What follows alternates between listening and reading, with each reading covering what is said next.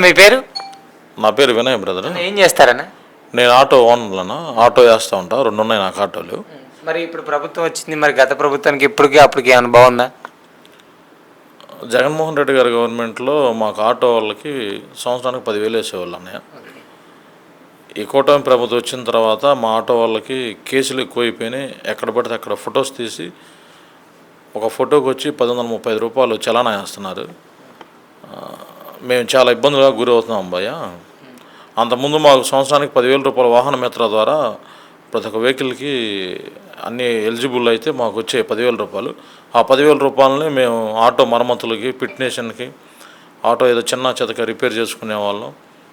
దాని ద్వారా మేము బాగా ఇబ్బంది లేకుండా తిరిగేవాళ్ళం. ఈ ప్రభుత్వం వచ్చిన తర్వాత 6 నెలల్లో ఎన్నో సమస్యలు మా ఆటో వాళ్ళందరూ ఇబ్బంది పడుతూ ఉన్నారు భయ్య.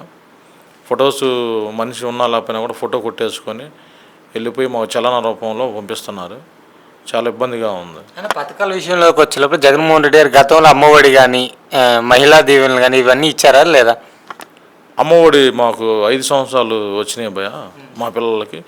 ఈ సంవత్సరం మాకు అమ్మఒడి అందలేదు. అంతకుముందు మాకు స్కూల్లో డైరెక్ట్గా మా భార్య అకౌంట్లోకి వచ్చాయి.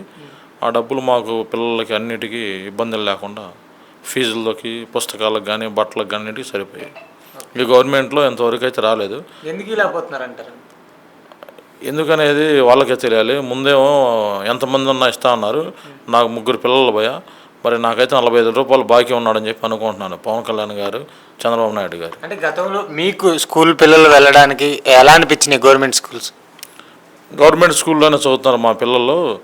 అవి కూడా ప్రైవేట్ స్కూల్ లాగా ధీటుగా దాన్ని రీమోడలింగ్ చేసి జగనన్న చూపించాడు. మరి ఈ గవర్నమెంట్లో కనీసం వాచ్మెన్ కూడా లేడు ఆ స్కూల్లో, మా పిల్లలు చదివే స్కూల్లో.